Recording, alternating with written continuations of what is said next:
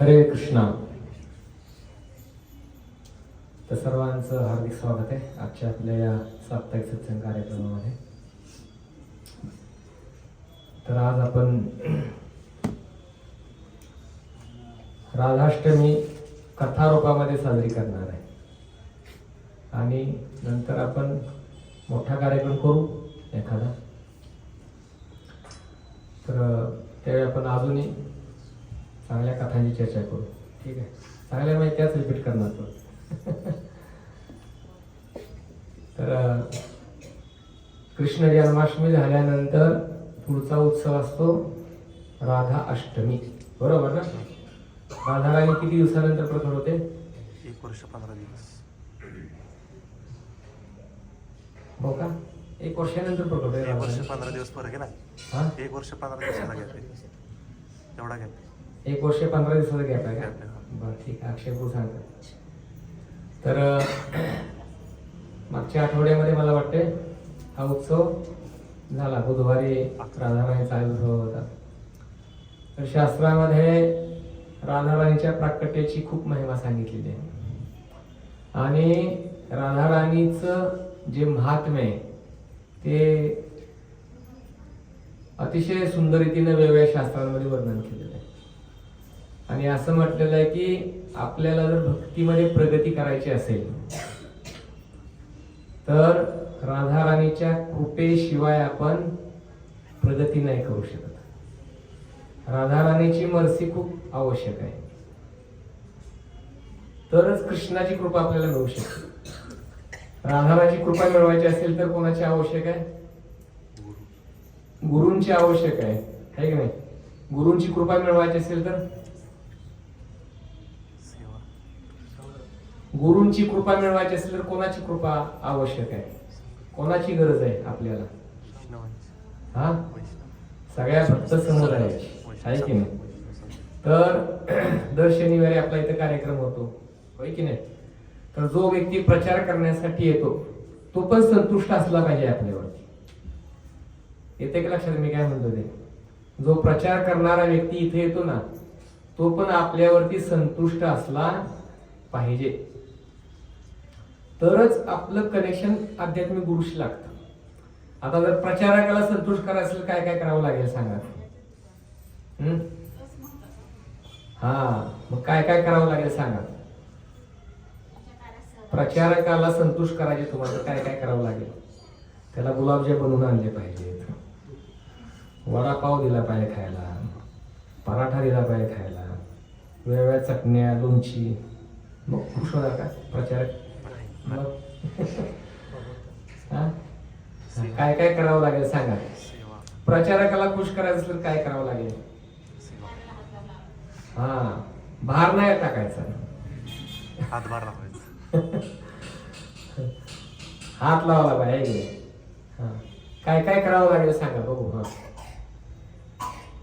Cooking आहे, backup सेवा आहे. इथं जेवढ्या पण आपल्या ऍक्टिव्हिटीज चालतात त्या सगळ्या ऍक्टिव्हिटीज मध्ये प्रामाणिकपणे सहभागी झालं पाहिजे आणि प्रत्येकाने एकामेकाला सहकार्य केलं पाहिजे. एकामेकांच्या मध्ये हेवा दावा न करता तो असा आहे, तो तसा आहे, तो तसा आहे, तो तसा आहे असं करून चालणार नाही. सगळ्यांनी प्रेमाने एकत्र राहून एकामेकाला सहकार्य करत आपल्याला पुढं जायचंय. प्रभुपाद म्हणतात if you want to please me please cooperate each other. समजलं ना? तर प्रभुपादांचं हे वाक्य आहे, सगळ्यांनी एकामेकाशी सहकार्य करा. सहकार्य करूनच आपण पुढे जाणार, आहे की नाही? मी राधानाथ महाराज शिष्य, हा लोकनाथ महाराजांचा, हा गोपालकृष्ण महाराजांचा, हा जय पताका महाराजांचा, आणि असं भांडत बसलो आपण तर आपण कधीच आपल्या सेंटरला पुढे नेऊ शकणार नाही. आपल्या सर्वांचं केंद्रस्थान प्रभुपाद आहे.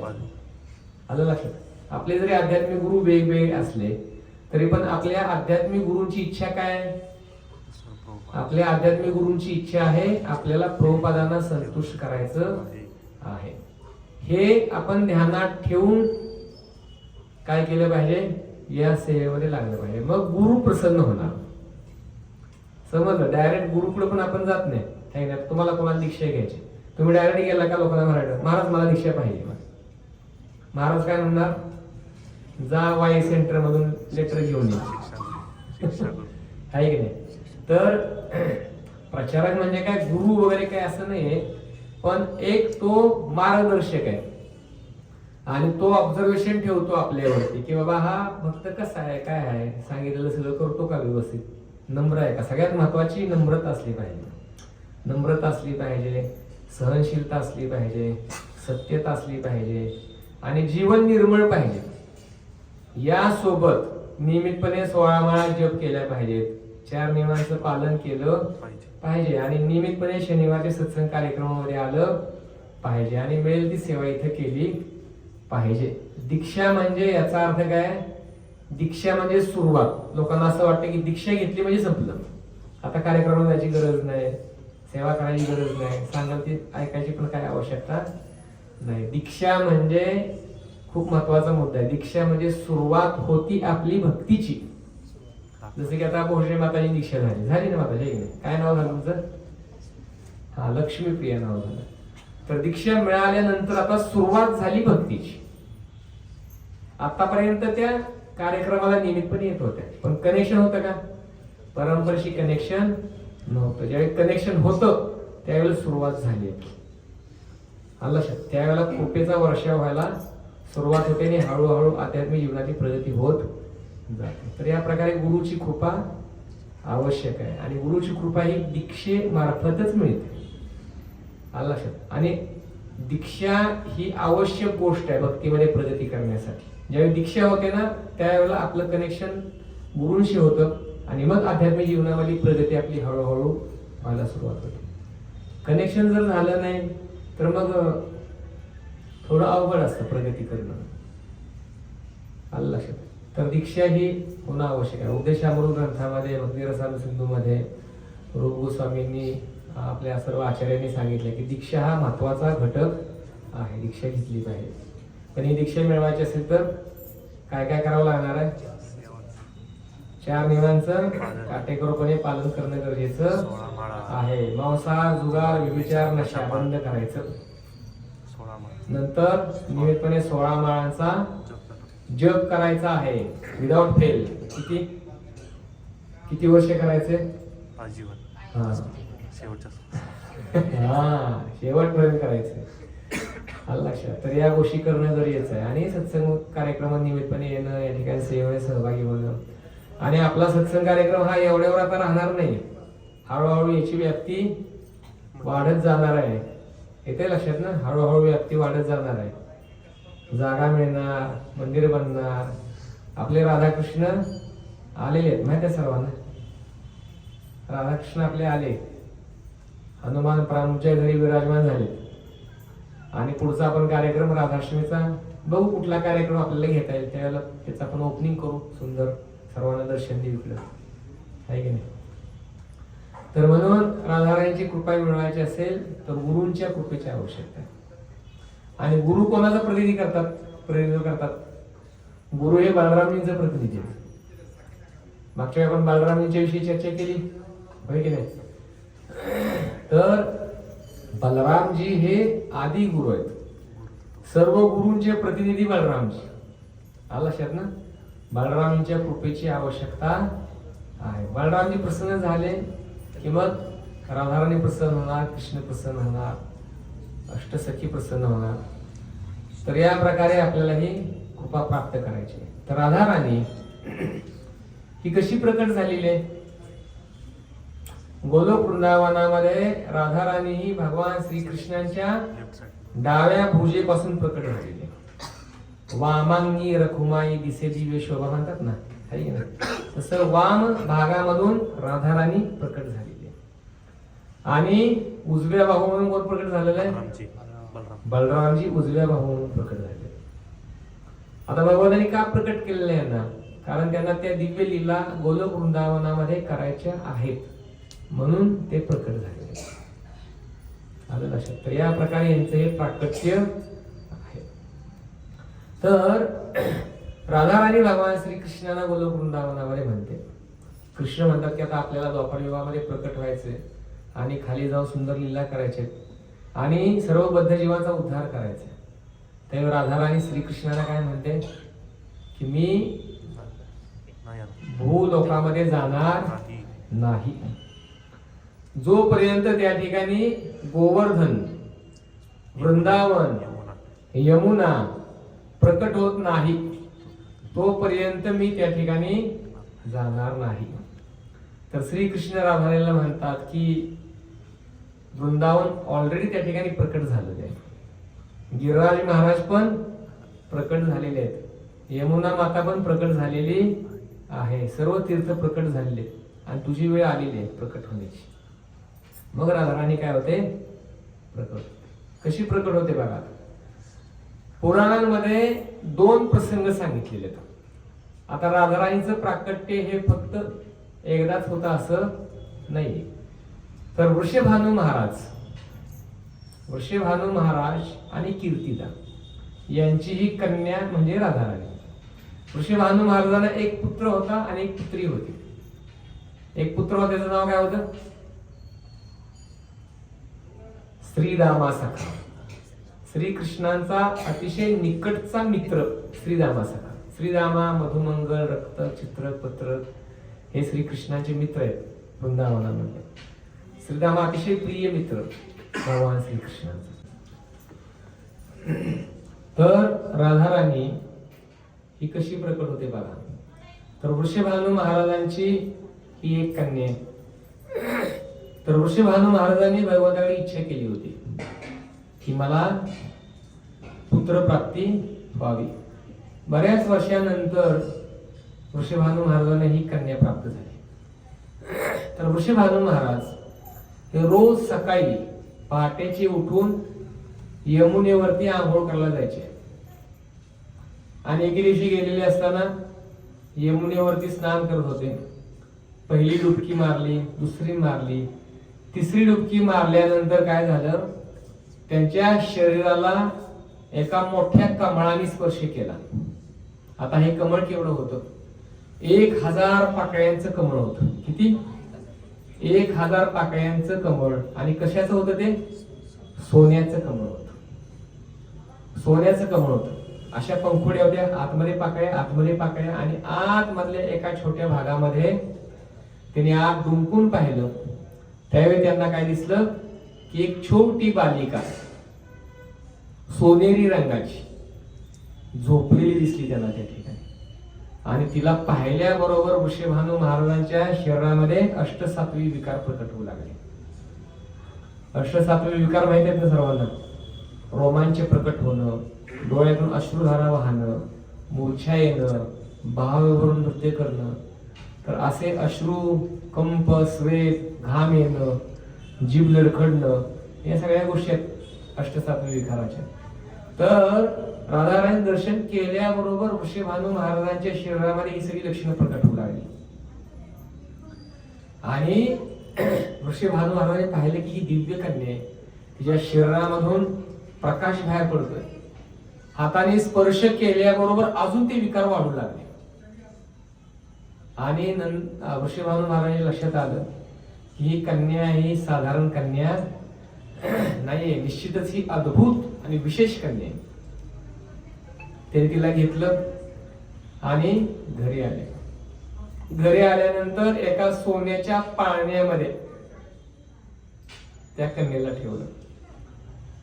ठेवल्यानंतर त्यांनी पाहिलं की अरे कन्या तर प्राप्त झाली आपल्याला, पण एक समस्या आहे तिच्यामध्ये. काय समस्या होती? डोळे उघडत नव्हते. डोळे उघडत नव्हती, डोळे बंद होते. डोळे बंद. डोळे बंद असल्यामुळे वृषभानु महाराज विचार करू लागले की अरे बापरे, एवढी सुंदर कन्या पण ही आंधळी आहे, डोळे उघडत नाही. आपल्याला किती चांगला पुत्र जन्माला आला, पण जर समजा आंधळा असला तर एकदम सुंदर दिसायला, पण आंधळा आहे. कसं वाटत? आंधळा, पांगळा, बहिरा, मुका किती सुंदर जरी असला तरी पण जर त्याच्यामध्ये व्यंग असलं तर आपल्याला आनंद नाही होत का? होतो. किती जरी प्रेम असलं तरी पण शेवटी आई वडील प्रेम करतातच आपल्या मुलावरती, पण तरीही दुःख वाटतं ना की अरे याच्यामध्ये हे व्यंग आहे. तसं राधाराणी आपले डोळे उघडत नव्हते. आणि बरेच दिवस निघून गेले. बरेच दिवस निघून गेल्यानंतर ऋषीभानू महाराज दुःखी होते, कीर्तिदा माता दुःखी होती की कन्या मिळाली आपल्याला, परंतु ही अशी आंधळी आहे. आणि हे पाहिल्यानंतर मग काही दिवसानंतर काय झालं, त्या ठिकाणी नारद मुनी आले आकाश मार्गाने.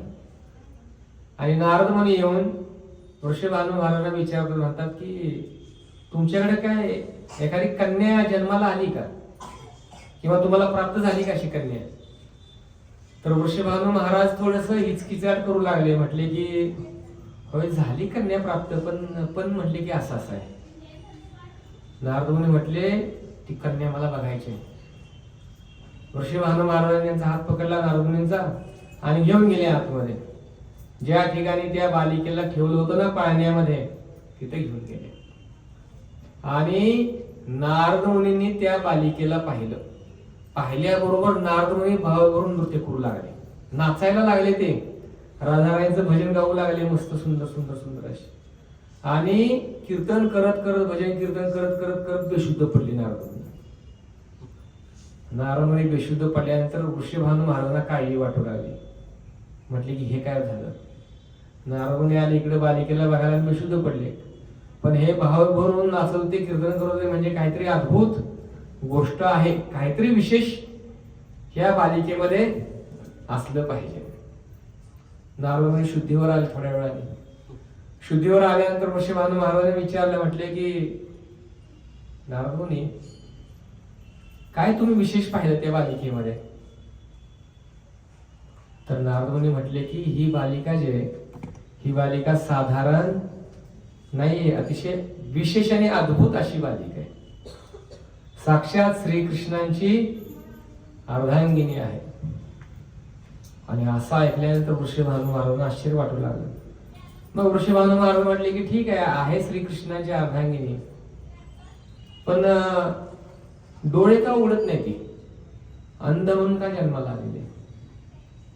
आणि असं म्हटल्यानंतर नारद मुनी म्हटले की तुम्ही एका उत्सवाचं आयोजन करा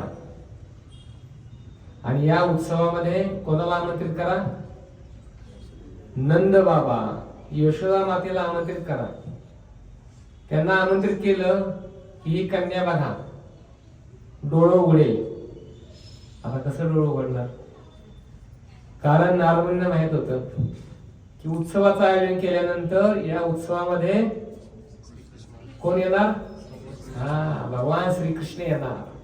भगवान श्रीकृष्ण आल्यानंतर राधाराणी श्रीकृष्णांचं दर्शन करण्यासाठी आपले डोळे उघडणार.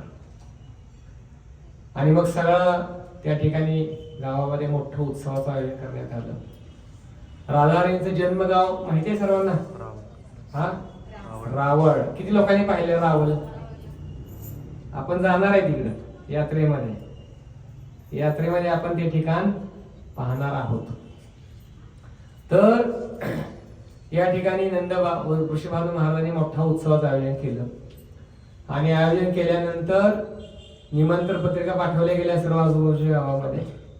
आणि याच्यामध्ये नंद बाबा आणि यशोदा माता या कार्यक्रमासाठी उपस्थित झाले.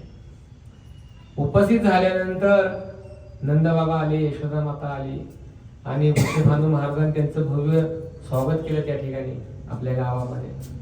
आल्यानंतर नंद बाबा आणि ऋषीभानू महाराज हे गप्पा मारत बसले होते. गप्पा मारत बसले असताना त्यांच्यासोबत गोपाळ कृष्ण पण आले होते. कृष्ण रांगत रांगत रांगत पुढे गेले. ज्या ठिकाणी राधाराणीला एका पाळण्यामध्ये ठेवलं होतं ना ऋषीभानू महाराजांनी, तिथपर्यंत गेले. त्या पाळण्याला अशी एक दोरी लावलेली होती. त्या दोरीला श्रीकृष्णाने पकडलं आणि हळूच उभे राहिले. उभं पण राहिले नव्हतं कृष्णाला त्यावेळेला. सगळ्यांना उभं करणारे कृष्ण पण ते रांगत होते. आणि उभे राहिले आणि पाळण्याला असं खाली वाकवलं आणि आतमध्ये डुंकून पाहिलं. डुंकून पाहिल्याबरोबर लगेचच राधाराणी काय केलं, आपले नेत्र उघडले. नेत्र उघडून श्रीकृष्णांचं दर्शन केलं.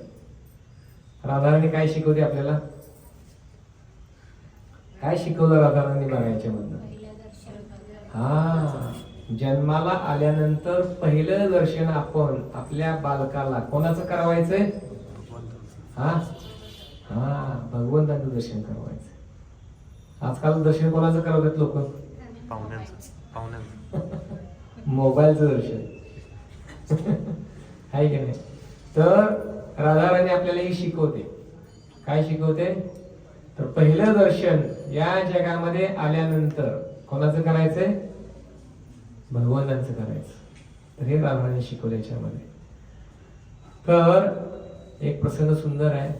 वृंदावनामध्ये एक बाबाजी एक भक्तिशास्त्राची परीक्षा द्यायला गेले होते आणि त्यांची व्यवस्था एका ब्रजवासियांच्या घरामध्ये केली होती, एका खोलीमध्ये. आणि व्यवस्था केलेली असताना त्या ब्रजवासियांच्या 2 मुली होत्या आणि त्या मुलींना सवय अशी होती, सकाळी झोपेतून उठलं की पहिलं दर्शन कोणाचं करायचं? राधाराणीचं आणि गोपाळ कृष्णांचं करायचं आणि मग दिवसाची कार्याची सुरुवात करायची. आणि हे बाबाजी ज्या खोलीमध्ये त्यांची व्यवस्था होती त्याच खोलीमध्ये त्यांचं गर्भगृह होतं. या छोट्या मुली झोपेतून उठल्या आणि उठून धावत पळत कुठे गेल्या? राधाकृष्णांचं दर्शन करायला. दरवाजा उघडला तर आतमध्ये बाबाजी होते. बाबाजींच्याकडे बघितलं असं आणि हसत हसत राधाकृष्णांचं दर्शन करायला गेले. राधाकृष्णांचं दर्शन करून आले तर पुन्हा हसल्या बाबाजींच्याकडे बघून आणि पळाले बाहेर. बाबाजींना काय कळलं नाही की या छोट्या मुली आत आल्या, बाहेर गेल्या, काय झालं, हसून बाहेर गेल्या. बाबाजींना थोडंसं आश्चर्य पण वाटलं. नंतर त्यांना समजलं की हा, या छोट्या मुलींना या घरच्या लोकांनी काय सांगितलेलं आहे? उठल्याबरोबर पहिलं दर्शन कोणाचं करायचं? हा, राधाकृष्णांचं करायचं.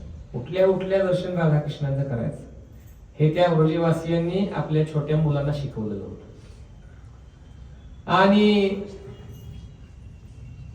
बाबाजींची तिथली परीक्षा झाली आणि 20 वर्षानंतर याच बाबाजींची कथा वृंदावनामध्ये होती. भागवत कथा वृंदावनामध्ये ठेवली होती आणि 7 दिवसांची कथा झाल्यानंतर एक युवती बाबाजींना भेटायला आली. तिच्या हातामध्ये एक छोटं बाळ होतं. ती बाबाजींच्याकडे आली आणि बाबाजींना म्हटली की बाबाजी मला ओळखलं का तुम्ही? तर बाबाजी म्हटले की नाही ओळखलं. तर मग त्या युवतीने सांगितलं, तुम्हाला आठवतंय का 20 वर्षापूर्वी तुम्ही वृंदावनामध्ये आला होता आणि एका ब्रजवासियांच्या घरामध्ये राहिलेला होता. कशासाठी? तुमची भक्तिशास्त्राची परीक्षा देण्यासाठी. त्या घरामधल्या 2 छोट्या मुलींना ओळखता का तुम्ही? तर बाबाजी म्हटले की नाही ओळखत, त्या छोट्या मुली होत्या. तर ती म्हटली की त्याच्यामधली जी मोठी मुलगी आहे ना ती मी आहे. आता ओळखलं का म्हटले. तर मग बाबाजींनी बारकाईने पाहिलं आणि म्हटले की हा ओळखलं. आणि असं म्हटल्यानंतर मग ती तरुण युवती बाबाजींच्या पुढं डोळ्यातून अश्रू हळू लागली आणि बाबाजींना प्रणाम केला. म्हटले की आमच्या आई वडिलांनी आम्हाला हे सुंदर संस्कार दिले होते म्हणून आम्ही झोपेतून उठल्याबरोबर राधाकृष्णांचं दर्शन करायचो. पण माझा विवाह हा एका अभक्त पती बरोबर झालेला आहे. माझा जो पती आहे तो काय कृष्ण भक्त नाहीये. पण माझ्या आई वडिलांनी दिलेले हे संस्कार आहेत. त्या संस्कारामुळं मी रोज सकाळी उठल्यानंतर काय करते? राधाकृष्ण दर्शन करते. तर मग बाबाजींनी विचारले घरामध्ये मग गर्भगृह आहे का? राधाकृष्ण आहेत का? तर म्हटले की घरामध्ये गर्भगृह नाही, राधाकृष्णाची पूजा मी नाही करू शकत. असा पती मला मिळालेला आहे म्हटले. मग म्हटले की तू दर्शन कसं करते? तिने गळ्यामधलं आपलं एक लॉकेट काढलं असं आणि ते लॉकेट उघडून दाखवलं म्हटली गळ्यामध्येच मी काय केलेलं आहे, राधाकृष्णांना ठेवलेलं आहे. झोपेतून उठलं की पहिल्यांदा काय करायचं, राधाकृष्णांना दर्शन करायचं आणि घरच्या सर्व कार्याला सुरुवात करायची.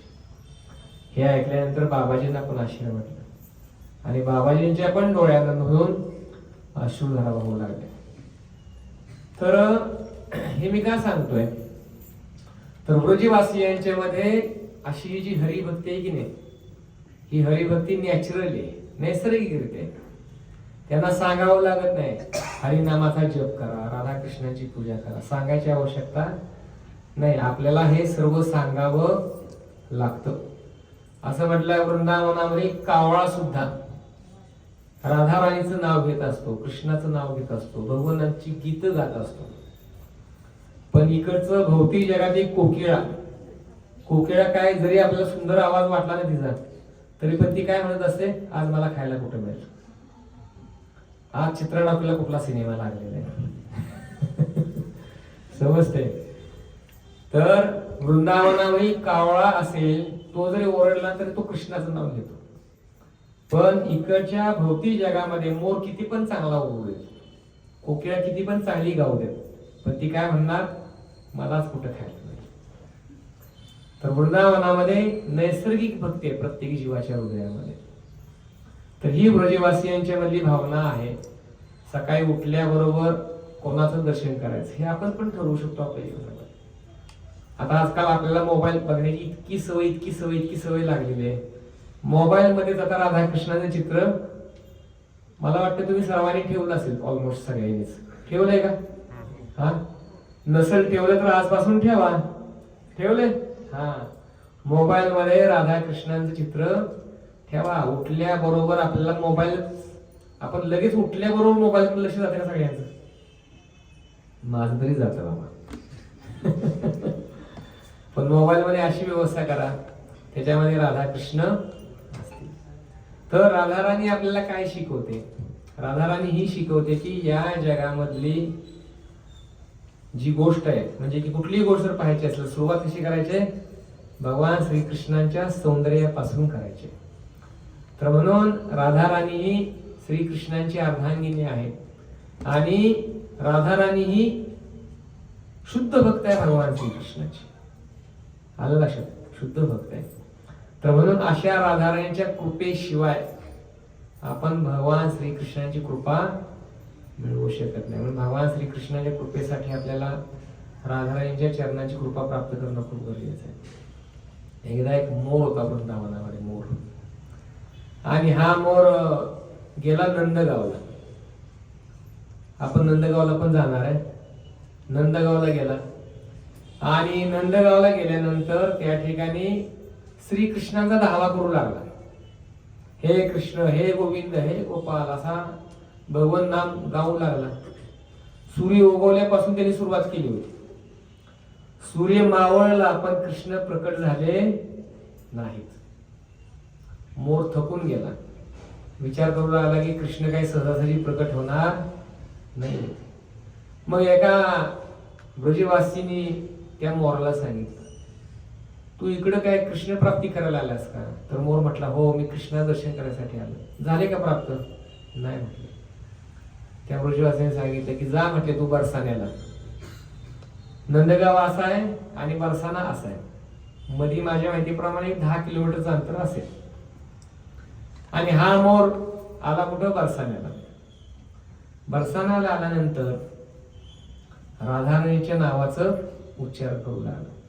राधे राधे राधे राधे राधे असं म्हणू लागला. आणि काही क्षणामध्येच राधाराणी साक्षात त्या मोरासमोर प्रकट झाली. बघा, राधाराणीला प्राप्त करायचं असेल ना, जास्त एफर्ट घ्यावं लागत नाही. उपवास पण बघा राधाराणीचा किती वाजेपर्यंत आहे हो? कृष्णाचा उपवास किती वाजेपर्यंत आहे? रात्री 12.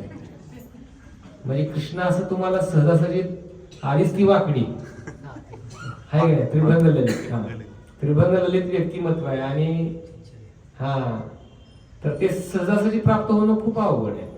पण राधाराणीला प्राप्त करणं सहज सोपं आहे.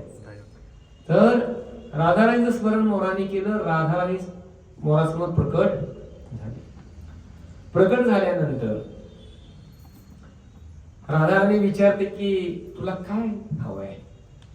तर मोर म्हटला की काय सांगू, काल मी दिवसभर तिकडं नंदगावला गोपाळ कृष्णाचं स्मरण करत होतो, पण कृष्ण काय प्रकट झाले नाही. सूर्य उगवल्यापासून सूर्य मावळेपर्यंत मी कृष्णाचं स्मरण करत होतो, पण कृष्ण काय प्रकट झाले नाहीत. असं म्हटल्यानंतर राधाराणी म्हटली की ठीक आहे, आता तू नंदगावला परत जा आणि मी जो मंत्र सांगते ना त्या मंत्राचा उच्चार कर. आता राधाराणी विशेष मंत्र दिला मोराला पण आश्चर्य वाटले की काय मंत्र दिले राधाराणी म्हटली की नंदगावला जा आणि केवळ काय कर, राधे राधे हा सगळ्यांनी राधे राधे या नावाचं फक्त उच्चारण कर, राधे राधे राधे राधे. बघ म्हटले काय होते. मोर नंदगावला गेल्यानंतर आता राधाराणी सांगितलेलं आहे काय स्मरण करायचंय, राधे राधे. मोराने रा आणि धे म्हणण्या अगोदर कृष्ण प्रकट झाले. राम मात्र उच्चार. समजलं का? कृष्णाला प्राप्त करायचं काय करायचं? राधाराणीची कृपा. राधे राधे राधे राधे राधे राधे राधे राधे. जय श्री राधे जय श्री राधे. राधाराणीची कृपा ज्यावेळी होते ना त्यावेळेलाच खऱ्या अर्थाने कृष्णाची कृपा होते. तर हा मोर रा आणि धे म्हणेपर्यंत कृष्ण मोरासमोर प्रकट झाले आणि मोर राधे राधे राधे राधे राधे म्हणू लागला मोर आणि कृष्ण नाचू लागले मोरासमोर. समजलं ना? जो व्यक्ती राधाराणीचं स्मरण करतो ना त्याच्या मागे कृष्ण पळत सुटतात. कोण व्यक्ती आहे जो माझ्या प्रिय व्यक्तीचं स्मरण करतो, राधाराणीचं स्मरण करतो, तर कृष्ण त्या ठिकाणी भाव भरून नृत्य करू लागले. ते नृत्य बघून मोर पण नृत्य करू लागला. मोर नाचू लागला, मोर भावभोर झाला आणि इतका मोर नाचला त्याचा पिसारा असा फुललेला होता. सगळी मोराची पंख झडून गेली त्या ठिकाणी आणि मोराने कृष्णाचं सौंदर्य बघून मोर बेशुद्ध पडला कृष्णासमोर. बेशुद्ध पडल्यानंतर कृष्णाने काय केलं, तिथलं एक मोरपंख उचललं आणि आपल्या मुकुटमध्ये अडकवलं. म्हणून कृष्ण मोरमुकुटामध्ये मोरपंख धारण करतात. त्या मोराचा आहे बरं का. समजलं? तर श्रीकृष्णाला तो मोर इतका प्रिय झाला. कृष्ण विचार करू लागले की जर माझ्या प्रिय व्यक्तीचा मोर स्मरण करत असेल तर त्याचं मोरपंख माझ्या मुकुटामध्ये असणं गरजेचं आहे. त्या दिवसापासून श्रीकृष्णांनी आपल्या मुकुटामध्ये मोरपंख लावायला सुरुवात केली. तर अशी राधाराणीची महिमा आहे. राधाराणीची महिमा अतिशय. एकदा गोवर्धनच्या पायथ्याशी एक कोल्हीण होती, सी जॅकल. तर या कोल्हिणीच्या माग छोटी मुलं लागली त्या कोल्हिणीला मारण्यासाठी. आणि मारण्यासाठी निघालेले असताना त्या कोल्हिणीने काय केलं, एका गुहेचा आश्रय घेतला. त्या गुफेमध्ये जाऊन दडून बसली. गुफा जास्त लांब नव्हती, एक 4-5 फूट अंतर आतमध्ये होतं. छोट्या मुलाने काय केलं, त्या गुफेच्या बाहेर लाकडं रचून त्या गुफेच्या बाहेर अग्नी पेटवला त्या कोल्ह्याला मारण्यासाठी. आपल्याला माहिती आहे साप जर बिळात शिरला तर काय करायचं, बाहेर निघायसाठी मिरची धुरी करायची. साप मनाने बाहेर येतो, मारणं सोपं जात. तसं या मुलाने काय केलं, त्या गुफेच्या बाहेर लाकडं रचून अग्नी पेटवलं आणि तो कोल्हा आतमध्ये घाबरून गेला. आता बाहेर अग्नी पेटवल्या म्हणजे त्याने आतमध्ये जळून मरण हा त्यासाठी एक मार्ग होता. मग हा कोल्हा त्या ठिकाणी काय करू लागला बघा, कोल्ह्याने राधाराणीचं स्मरण करायला सुरुवात केली. जसं मोराने स्मरण केलं ना राधे राधे. तू म्हणा की कोल्ह्याला कसं काय राधाराणीचं नाव म्हणता येईल.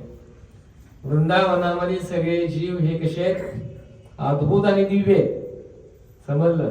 म्हणून म्हटलं की वृंदावनातला कावळा सुद्धा श्रीकृष्णांना प्रिय आहे. काय म्हटलं मी? वृंदावनामधील कावळा, वृंदावनामधील डुक्कर, वृंदावनामधील कुत्र, वृंदावनातले भिकारी हे सगळे राधाकृष्णांना अतिशय अतिशय अतिशय प्रिय आहेत. आणि तुमच्या इकडचा सुंदर दिसणारा मोर कृष्णाला प्रिय नाही, इकडची कोकिळा प्रिय नाही, इकडचा किती श्रीमंत व्यक्ती असतो तो प्रिय नाही. वृंदावनामधील प्रत्येक जीव हा भगवान श्रीकृष्णांना अतिशय अतिशय अतिशय प्रिय आहे. आपण वृंदावनामध्ये जाणार आहे, गेल्यानंतर तुम्हाला काही भिकारी लोक दिसतील, गटारामध्ये डुकरं लोळताना दिसतील, कुत्री इकडे तिकडे फिरताना दिसतील, बरोबर? या सगळ्या गोष्टी पाहिल्यानंतर असा विचार करू नका की अरे मी खरंच वृंदावनात आलोय. समजलं? वृंदावनाला पाहायचं असेल तर हे चर्मचक्षु आपल्याला मदत करत नाहीत, शास्त्रचक्षूंनी आपल्याला हे वृंदावन बघायचं आहे, हे ध्यानात ठेवा. वृंदावनाची भूमी ही वाईच्या भूमीसारखी नाही. कशी भूमी आहे? चिंतामणी प्रकर सद्मसुकल्प वृक्ष लक्षावृतेषु सुरभिर्विपालयन्तं लक्ष्मी सहस्त्र शतसंभ्रम सेव्यमानं गोविंदम आदिपुरुषम तमहं भजामि. वृंदावनातली भूमी ही कशी आहे? दिव्य चिंतामणींनी बनलेली आहे. तिथला एक धुळीचा कण, वृंदावनातला धुळीचा कण जो आहे की नाही, सगळी वैकुंठ प्लॅनेट एकत्र केली की नाही तर ती सगळी वैकुंठ प्लॅनेट सुद्धा त्या धुळीच्या कणाची बरोबरी करू शकत नाहीत. समजलं काय म्हटलं मी? ज्या वृंदावनात आपण जाणार आहे ना 25 तारखेला, त्या वृंदावनाची महिमा अशी.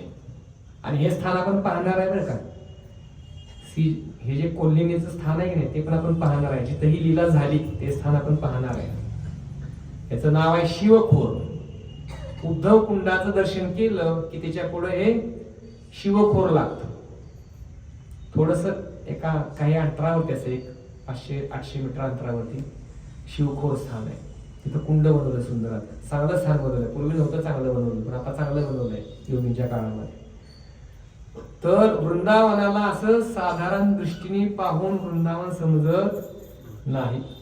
काय म्हटलं समजलं? एका धुळीच्या कणाची पण बरोबरी सगळे वैकुंठ प्लॅनेट करू शकत नाहीत.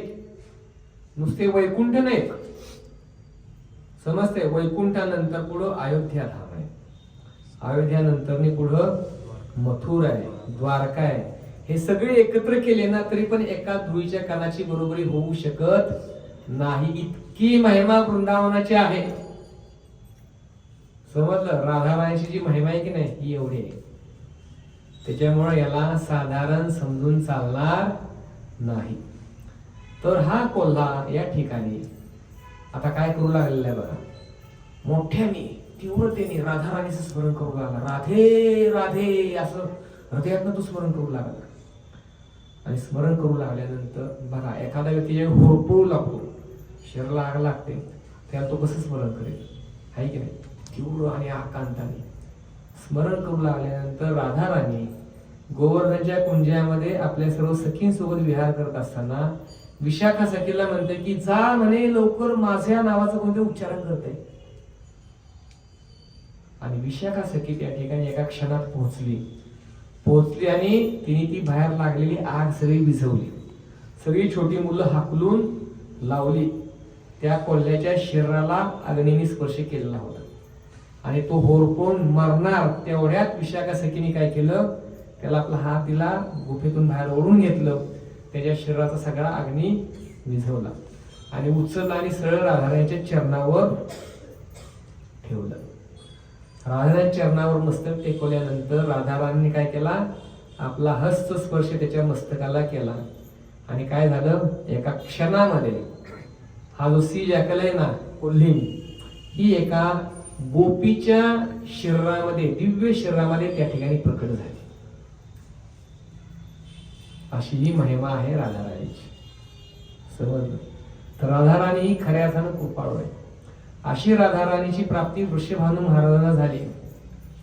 सुरुवातीला ती अंध म्हणून प्रकट झाली, पण दर्शन कोणाचं केलं? पहिलं श्रीकृष्णाचं. पण प्रकट कशी झाली बघा. प्राकट्य बघा राधाराणीचं कसं आहे. राधाराणी कुठल्याही स्त्रीच्या उदरातून नाही प्रकट झाली, सोन्याच्या कमळामध्ये यमुनेमध्ये प्रकट झाली. दुसरा प्रसंग पण वर्णन केलेला आहे. राधाराणी ही हिमालयाची पुत्री होती. पूतना ज्यावेळी येते ना वृंदावनामध्ये सर्व बालकांना मारण्यासाठी, त्यावेळी ती या बालिकेला उचलती. राधाराणी आणि चंद्रावली या दोन बालिका असतात. आलं लक्षात. राधाराणीला उचलती, घेऊन येत असताना राधाराणी ही हळूहळू हळूहळू जड होऊ लागते. पुतना तिला भार सहन करू शकत नाही, त्यावेळी त्या राधाराणीला पुतना रावळमध्ये सोडून देते. एक बालिका रावळमध्ये सोडली आणि दुसरी बालिका इकडे विदर्भामध्ये सोडली, ती रुक्मिणी झाली. पुढं चंद्रावलीचं दुसरं एक्सपान्शन आहे रुक्मिणी देवीचं. तर अशा प्रकारे हे पण प्राकट्य राधाराणीचं सांगितलेलं आहे. तर असे हे राधाकृष्णांचं सुंदर रूप आहे आणि हे वृंदावनामध्ये सुंदर सुंदर लीला करण्यासाठी प्रकट झालेलं आहे. तर असं म्हटलेलं आहे की राधाराणी सुद्धा काय साधारण स्त्री नाही. जसं आपण लक्ष्मी दुर्गा देवी बसलो सिंहासनावर, सिंहावर वाघावर बसलेल्या, हातामध्ये त्रिशूळ घेतलेल्या, तर राधाराणीचंच विस्तारित रूप म्हणजे लक्ष्मी देवी आहे आणि राधाराणीचंच विस्तारित रूप दुर्गा देवी आहे, पार्वती देवी. आलं लक्षात. तर राधाराणी ही श्रीकृष्णांच्या इतकीच बलशाली आहे. समजतंय ना. जसं श्रीकृष्णाने गोवर्धन उचलला, पण तुम्हाला माहिती आहे श्रीकृष्णाने गोवर्धन उचलला कसा उचलला माहित आहे. आपले आचार्य सांगतात की खरं तर श्रीकृष्णाने गोवर्धन उचलला होता, परंतु त्या गोवर्धनला उचलण्यासाठी सगळी शक्ती राधाराणी लावलेली होती. आणि ती कशी लावली होती? फक्त नजरेने. राधाराणीने आपल्या नजरेने गोवर्धन धारण केलेला होता. कृष्णाने आपलं बोट तरी लावलं, पण राधाराणीने बोट पण लावलं नव्हतं गोवर्धनला. नजर फक्त नजरेने गोवर्धन धारण केलं. आणि कृष्ण कुठे बघत होते? गोवर्धन उचलला सगळं ठीक आहे, पण लक्ष कुठे आहे? सगळं राधाराणीच्या डोळ्यात. राधाराणी जर लक्ष इकडे तिकडे केलं तर गोवर्धन खाली पडला असता. कृष्णाला माहिती होतं राधाराणीची नजर जोपर्यंत गोवर्धनावर आहे ना तोपर्यंत गोवर्धनवरती राहणार आहे. इतकी महिमा राधाराणीची. म्हणून आपल्याला असं वाटेल की श्रीकृष्णाने सगळ्या राक्षसांना मारलं वृंदावनामध्ये, होय की नाही? सगळ्या राक्षसांना कंस पाठवला वृंदावनात, पण कंस का जात नव्हता हो कधी?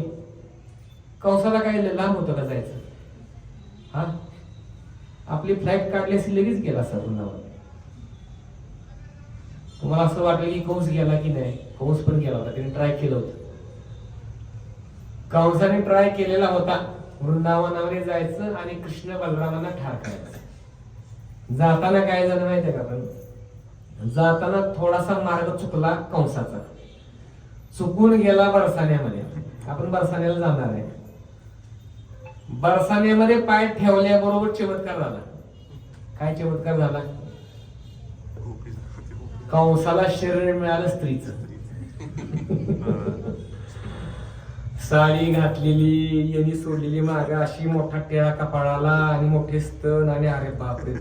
आणि ते शरीर मिळाल्याबरोबर कंस लागला सायरा वायरा पळायला लागला तिकडं. म्हणलं हा काय प्रकार झाला? आता एखाद्याला स्त्रीचं शरीर मिळालं तर आवडच काम आहे की, हाय ना आक्षेप. मिळालं तर घाबरून जाईल माणूस. माणसासारखा माणूस घाबरेल मग तो तर काय राजा आहे मथुरेचा. घाबरला आणि अक्षरशः सायरा वायरा पळू लागला इकडं तिकडं. आणि काय करायचं? मथुरेचा राजावर कंस काय साधारण होता का? चक्रवर्ती सम्राट होता कंस. चक्रवर्ती म्हणजे की इंद्राला सुद्धा पराभूत केलं. मागच्या मी सांगितलं 3 लाख मन वजनाचं धनुष्य कंस उचलत होता. त्या कंसाची अवस्था ही आता कोणी केली? गेलं बरसाण्यामध्ये एक पाऊल टाकल्यावर झालं स्त्रीचं शरीर लागलं येड्यावानी फिरा इकडे तिकडे. आणि बापरे कंस घाबरला. आणि नंतरनी राधाराणीच्या सखीने पाहिलं की अरे नवीनच गोपी आलेली, ही अशी पाहायला आलेली इकडे तिकडं. आणि सर्व गोपींनी जाऊन तिला थोडस शांत केलं आणि म्हटले की गोपी तुझं नाव सांग, तू नवीनच दिसतीस बरसाण्यामध्ये. आता ह्याला काय कळलं काय करायचं, सांगायचं काय? मग यांनी नाव सांगितलं आपलं. म्हटलं माझं नाव आहे कंसिनी गोपी. काय म्हटलं? माझं नाव आहे कंसिनी गोपी. आता ह्याला ह्यालाही काय कळलं ना काय सांगायचं, आपलं गप बसलं तर बरं ना.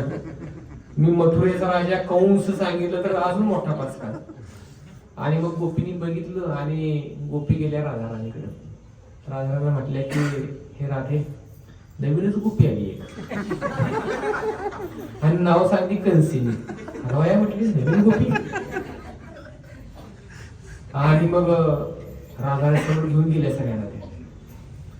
आणि राधाराणी बघितलं, म्हटले ही नवीन गोपी आहे ना, हिला का व्यवस्थित ट्रेन देणं गरजेचं आहे आपल्याला.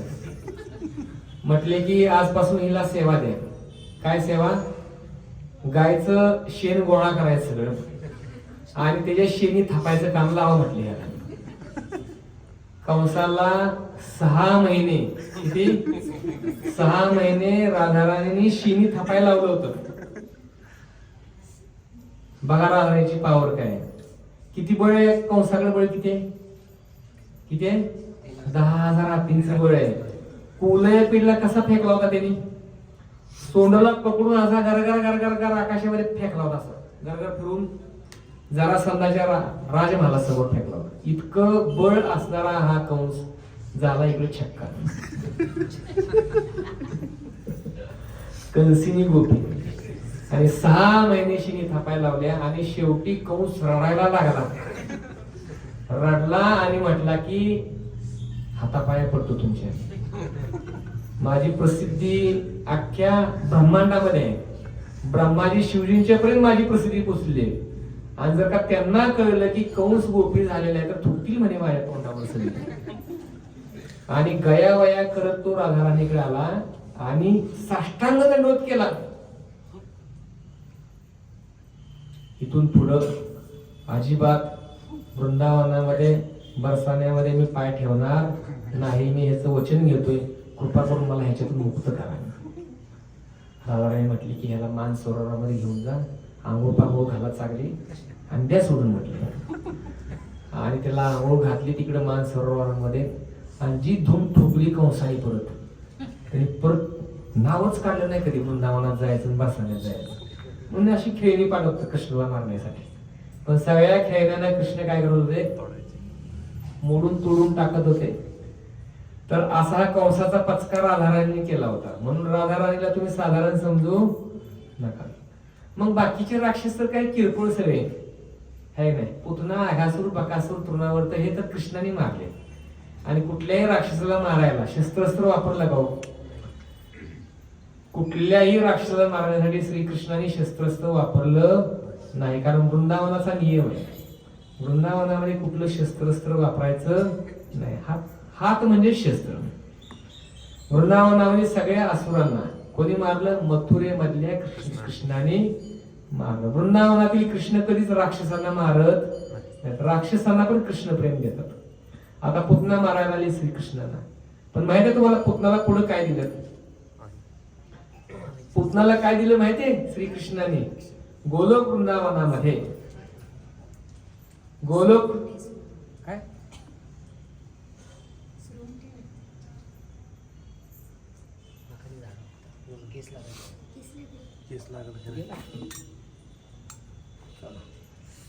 तर हा कुठं आलेली आपली चर्चा? गोलोक वृंदावनामध्ये पुतनाला श्रीकृष्णाने मातेचं स्थान दिलेलं आहे. विचार करा म्हणजे की काय स्थान दिलेलं आहे. आता मातेचं स्थान कोणाचं? यशोदा मातेचं आहे. पण यशोदा मातेनंतर पुतनाचं स्थान आहे.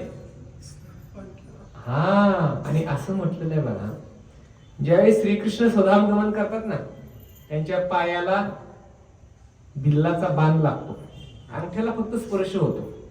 आणि श्रीकृष्ण स्वधामगमन करतात त्यावेळेला पहिल्यांदा धावत पळत येणारी माता कोणती असेल माहिती आहे तुम्हाला? श्रीकृष्ण पाहण्यासाठी ती पुतना होती. समजलं? पुतना धावत पळत आली माझ्या बाळाला काय झालं पाहण्यासाठी. हे प्रेम श्रीकृष्णाने पुतणीला दिलं. जी स्तनाला विष लावून आली होती ना, त्या पुतणीमध्ये हे प्रेम प्रकट झालं श्रीकृष्णाच्या प्रतीच. हे भगवंत आहेत. तर अशी महिमा आहे राधाराणीची, आपलं भगवान श्रीकृष्णाच्या कृपेची. तर पुतणीला पण अशी कृपा दिली. तर मग राधाराणीच्या विषयी काय बोलायचं? तर राधाराणीची कृपा तर आगाध आहे. आघात आघात कृपा आहे राधाराणीची. तर राधाकृष्णांच्या सुंदर सुंदर लीला वृंदावनामध्ये होतात. एकदा काय झालं, राधाराणी सर्व सखींच्याकडं हिरे माणिक मोती होते अंगावर त्यांच्या, आणि सगळे हिरे माणिक मोत्यांनी सर्व गोपी सजलेले होते. आणि कृष्ण यशोदा मातेला म्हटले की माते, या सर्व सखींच्याकडे एवढे सर्व हिरे माणिक मोती आहेत, आणि तू आम्हाला पण दे हिरे माणिक मोती. तर यशोदा माता म्हटली ठीक आहे, दिले हिरे माणिक मोती कृष्णाला, बलरामाजीला. कृष्ण म्हटले की फक्त आम्हालाच नाही, आमच्या सर्व गायींना पण दे. यशोदा मातेने डोक्याला हात लावला, म्हटले की बाळा, हे दागिने अंगावर घालायचे म्हटले, गायींच्या अंगावर घालायचे नाही. नाही नाही म्हटले, त्या सर्व गोपींच्याकडे आहेत ना, मग आम्हाला पण पाहिजे. तर यशोदा माता म्हटली की आपले बाबा एवढेच आहेत. असं म्हटल्यानंतर मग कृष्ण यशोदा मातेला म्हटले ठीक आहे, तू देत नाहीस ना आम्हाला, तर आम्ही काय करतो बघा, आम्ही यमुनेच्या किनाऱ्यावर मोत्यांची शेती करणार.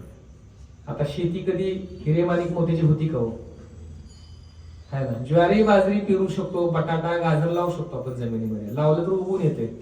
पण एक तोळ सोनं जर लावलं तर काय होणार आहे का 10 तोळ? नाही होणार.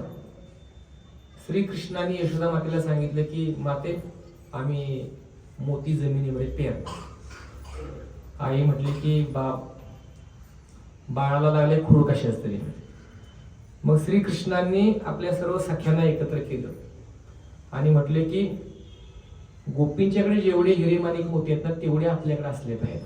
आणि आपण काय करू, सगळे मोती इथं जमिनीत लावू आणि आपण मोत्यांची शेती करू. आणि आश्चर्याची गोष्ट काय बघा, सर्व कृष्ण बलरामांनी आणि सर्व सख्यांनी काय केलं, हे मोती जमिनीमध्ये लावले. रोज त्याला ते पाणी घालू लागले. आणि पाणी घालू लागल्यानंतर 10 ते 15 दिवसांमध्ये हळूहळू त्याला त्या मोत्यांना रोपं आली. ती रोपं नंतर 2-4 महिन्यामध्ये मोठी झाली. आणि आश्चर्याची गोष्ट काय, त्या रोपांना पुढं नंतर मोती लागले. मोती लागल्यानंतर श्रीकृष्णाने हे सगळे मोती काढले, सगळ्यांच्या अंगावर तर परिधान केलेच. आता कृष्णाच्या गायी किती होते? 9 लाख. 9 लाख गायींच्या अंगावरती मोती घातले श्रीकृष्णाने. आता मोती लावल्यानंतर त्याचं झाड येणं, त्याला मोती येणं, तुम्ही ट्राय करून बघा. लावलाला पण सापडायचा नाही आहे गेले. पण श्रीकृष्णाने मोती लावले, मोत्याची झाडं आली सुंदर, आणि 9 लाख गायींना मोती अंगावरती घातले त्यांनी. आणि बातमी सगळ्या वृंदावनामध्ये पसरली. गोपींच्याकडे बातमी गेली आणि गोपी राधाराणीकडे गेल्या आणि म्हटल्या की बघ, फक्त आपल्याच अंगावर मोती. कृष्णाने मोती लावले जमिनीमध्ये, पाणी घातलं, 6 महिन्यामध्ये झाडं आली, सगळ्या गायींच्या अंगावर मोती आहेत, आणि आपल्याकडे मोती एवढेच आहेत, आपण ट्राय करायचा का? तर राधाराणी म्हटली की ठीक आहे, आपण पण ट्राय करूया. मग सगळ्या गोपींनी सगळ्या अंगावरचे आपले मोती काढले आणि जिथं कृष्णाने शेती केली होती त्याच्या बाजूला त्यांनी पण ते मोती आपले लावले आणि लावून पाणी घालायला सुरुवात केली. पाणी घातलं 10-15 दिवस, महिनाभर पाणी घातलं आणि हळूहळू रोपं यायला लागली. रोपं आली, पण त्या रोपांना मोती लागले नाहीत, त्याला काटेरी फळं लागली. आणि कृष्ण बलराम सगळे गोप लागले हसायला गोपींच्या वरती. म्हटले हे काम फक्त कृष्णानेच करावं, तुमचं काम नाही म्हणे. तर ते कुंड आज पण वृंदावनामध्ये आहे, माल्यहारी कुंड. उद्धव कुंडाच्या नाही, शिवखोरच्या बरोबर अपोजिट बाजूला आहे. राधा कुंडाच्या जवळच हे माल्यहारी कुंड आहे. या ठिकाणी ही लीला राधाराणी आणि श्रीकृष्णाने केली होती. तर या प्रकारे वृंदावनामध्ये भगवान श्रीकृष्णाने मोत्यांपासून वृक्ष निर्माण केले होते. चैतन्य महाप्रभूंनी पण एकदा नवदीप मध्ये त्यांच्यासोबत काही भक्त होते आणि त्या भक्तांनी महाप्रभूंच्यावर खूप वेळ कीर्तन केलं आणि भजन कीर्तन केल्यानंतर सर्वांना खूप भूक लागली कडकडून. भूक लागल्यानंतर सगळे भक्त म्हटले की महाप्रभू आम्हाला खूप भूक लागलेली आहे, काहीतरी व्यवस्था करा. तर त्यावेळी महाप्रभूने काय केलं, एक आंब्याची कोय घेतली आणि ती कोय जमिनीमध्ये लावली. जमिनीमध्ये लावल्यानंतर काही क्षणामध्येच त्या कोयीमधून एक आंब्याचा वृक्ष बाहेर प्रकट झाला. आंब्याचा वृक्ष प्रकट झाला, त्याला मोहर आला. मोहर लागल्यानंतर आंबे लागले, आंबे पिकले पण, आणि पिकलेले आंबे भक्तांनी त्यावेळेला खाल्ले पण. आणि हे आंबे कसे होते, असं म्हटलेलं आहे की या आंब्यांमध्ये कोय नव्हती आणि साल पण नव्हती. सांगा आता आंबा कसा असेल, ओनली मँगो फ्रुटी. साल नसलेला, कोय नसलेला आंबा हे फक्त महापुरुष देऊ शकतात. म्हणून याच्यासाठी गोलोक वृंदावनामध्ये गेले पाहिजे. गोलोक वृंदावनामध्ये गेला तर त्या ठिकाणी तिथले जे आंबे आहेत ना, हे बिना कोईचे बिना सालीचे, केवळ ज्यूस आहे त्या ठिकाणी. तर असे आंबे आहेत त्या ठिकाणी. तर अशा लीला भगवंताने केलेल्या. तर भगवान श्रीकृष्ण राधाराणी अशा सुंदर सुंदर लीला करायचे. आणि लीला करत असताना राधाराणीचं नाव थोडस खराब झालं वृंदावनामध्ये. खराब झालं म्हणजे की ज्या वेळेला मुलं आणि मुली एकत्र बसतात, उठतात, भेटतात, त्यावेळेला त्याची चर्चा एका वेगळ्या पद्धतीने सुरू होते. बरोबर ना, आहे की नाही? आणि सुरू झाली ही चर्चा. आणि राधाराणीने श्रीकृष्णाला सांगितलं की भगवंता, सर्व वृंदावनामध्ये माझी बदनामी सुरू झाली आहे, माझं नाव खराब होऊ लागले. तर श्रीकृष्ण म्हटले की मी तुझं नाव रोशन करीन, संपूर्ण जगाला दाखवेन की राधाराणी ही कशी श्रेष्ठ आणि महान भक्त आहे आणि कशी ती शुद्ध आणि पवित्र आहे. तर श्रीकृष्ण एक दिवस आजारी पडले. आजारी पडल्यानंतर खूप दिवस निघून गेले. नंद बाबांनी, यशोदा मातेने भरपूर प्रयत्न केले श्रीकृष्णाला ठीक करण्यासाठी, बरं करण्यासाठी, पण श्रीकृष्ण काय ठीक होत नव्हते. सगळे वैद्य आणले पण काही उपाय झाला नाही. आणि मग बऱ्याच दिवसानंतर शेवटी एक वृद्ध व्यक्ती आला आणि तो नंदबाबांना, यशोदा मातेला म्हटला की मी तुमच्या बाळाला ठीक करेन, पण मी जे सांगतोय ते पालन करावं लागेल, तरच ते ठीक होते.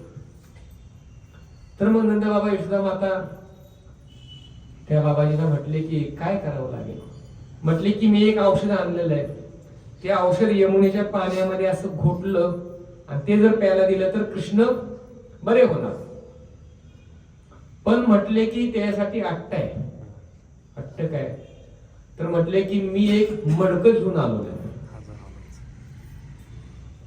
त्या मडक्यामधनं यमुनेचं पाणी आणावं लागेल. ते पाणी आणताना मध्ये एक ओढा आहे, त्या ओढ्यावर केसांचा ब्रिज बनवलेला, डोक्याची केस, त्या केसाचा एक ब्रिज बनवलेला आहे. त्या ब्रिज वरून काय करावं लागेल, ते पाणी घेऊन यावं लागेल. मगच काय होईल, त्या पाण्यामध्ये हे औषध मिसळलं की कृष्ण बरे होते. सगळ्यांनी डोक्याला हात लावला. परीक्षा काय साधी आहे का? आता सगळ्यात जास्त प्रेम कोणाचं? यशोदा मातेचं. यशोदा मातेने ती मडकं घेतलं. किती छिद्र आहे त्याला? 1000 छिद्र असलेलं मडकं घेतलं. यशोदा मातेला वाटलं की माझं एवढं लाडकं पोरगा आहे, मी पाणी घेऊन येणार आणि त्याला बरं करणार. यशोदा माता धावत पळत गेली यमुनेवरती. मडकं पाण्यामध्ये बुडवलं, डोक्यावर येतोपर्यंत काय झालं, सगळं पाणी गरगवून खाली गेलं. एक पण पाण्याचा थेंब त्या मडक्यामध्ये आला नाही. यशोदा माता निराश झाली, माघारी आली. आता दुसरा नंबर कोणाचा? नंदबाबांचा. नंदबाबांनी मडकं घेतलं, धावत पळत गेले यमुनेवरती. मडकं पाण्यात बुडवलं, डोक्यावर येतोपर्यंत सगळं पाणी गरगळून खाली गेलं. मग आता सगळे मित्र आले श्रीकृष्णाचे. म्हटले की आमचा प्रिय मित्र आहे, आम्ही प्रयत्न केला पाहिजे. सगळे मित्र गेले पण सगळे त्याच्यामध्ये अपयशी झाले. सर्व गोपी आल्या, सर्व गोपींनी प्रयत्न केले, सर्व गोपी त्याच्यामध्ये अपयशी झाल्या. कोणीही मडक्यामध्ये पाणी धारण करू शकलं नाही. वृंदावनामध्ये सर्व ब्रजवासींनी हे प्रयत्न केले, परंतु कोणी यशस्वी झालं नाही. पण जी बदनाम झालेली व्यक्ती होती ती मात्र पुढे आली नाही. कारण आपलं नाव तर बदनाम आहे. आपण कसं काय पाणी आणू शकतो ना, आपण कसं काय कृष्णाला परतवू शकतो. मग सगळ्यांची शेवटी नजर कोणाकडे गेली? एकच व्यक्ती राहिली फक्त. ती कोण होती? राधाराणी होती. राधाराणी नजर गेली सगळ्यांची. म्हटली की आता तुझीच वेळ आहे, कर प्रयत्न. सगळं वृंदावन राधाराणीच्या मागं बघायला खरंच ही मडक्यातनं पाणी आणणार का. 1000 छिद्रांचं मडकं. राधाराणींनी भगवान श्रीकृष्णाकडे प्रार्थना केली आणि म्हटले की जर माझं खरंच भगवान श्रीकृष्णाच्यावरती शुद्ध प्रेम असेल ना तर या मडक्यामध्ये पाणी येईल. राधाराणींनी मडकं पाण्यात बुडवलं, डोक्यावर घेतलं, पण एक पण ड्रॉप खाली पाण्याचा आला नाही. मडकं घेऊन राधाराणी चालू लागली. आता मध्ये एक ओढा आहे आणि पूल कशाचा बनवलेला आहे? मजबूत पूल एकदम. आरसीसीचा पूल नाही हा. काय काय आपल्याला पूल आरसीसीचा बनवला तरी तुटतोय, है ना. पाचवडचा पडला ना मध्ये काहीतरी. हा भुईंचा पाचवडचा धापकीने पडला. मेलं नाही ना कोणत्यात. वाचले लोक, मेलं नाही कोणी. इकडे केसाचा ब्रिज आहे. केसांचा ब्रिज कधी ऐकला का तुम्ही आतापर्यंत? बरं बनवलं तर टिकल का? हा मुंगे गेले तर लई मोठी गोष्ट त्याच्यावर वाऱ्याने उडून जाईल. पण हा केसांचा ब्रिज. तिथं आल्यानंतर पण राधाराणी श्रीकृष्णाकडे प्रार्थना केली. पहिला पाऊल टाकला, दुसरा टाकला, तिसरा टाकला. सुखरूपपणे राधाराणी तो पण पूल पार केला आणि राधाराणी नंदबाबाच्या महालामध्ये पोहोचली. पाणी खाली उतरवलं, त्याच्यामध्ये औषध मिक्स केलं, श्रीकृष्णाने दिलं, कृष्ण बरे झाले. बोलो गोपाल कृष्ण भगवान की जय, राधाराणी की जय. ही महिमा आहे राधाराणीची. समजलं? राधाराणीची महिमा श्रीकृष्णाने सिद्ध केली की राधाराणी ही सर्वात पवित्र स्त्री आहे. तिच्या इतकं कोणीही पवित्र या जगामध्ये नाही, हे सिद्ध केलं गेलं. तर म्हणून राधाकृष्णांच्या लीला, गोपींच्या लीला, रासलीला या साधारण लीला नाहीत. कृष्ण वस्त्रहरण लीला करतात, है ना. गोपींचं वस्त्रहरण करतात भगवान. 16,108 राण्यांशी विवाह करतात. रात्रीच्या 12 वाजता बासरी वाजून सगळ्या गोपींना रासलीलेसाठी बोलवतात, है की नाही. आता नवरात्र सुरू होणार ना, गणपती झाले की, है ना. दांडिया सुरू होणार आता, है ना. कृष्णाची बासरी आता वाजणार आणि ही येडी माणसं सगळी दुर्गा देवी समोर जाऊन नाचणार. कोण कोण नाचते आपल्या कार्यक्रमाला येणारे? नाचता तुम्ही? अरे वा. म्हणजे माणसातच नाचताय का कसं? हा दांड्या मारताय? तोंडावर नाही ना मारतो माझ्या?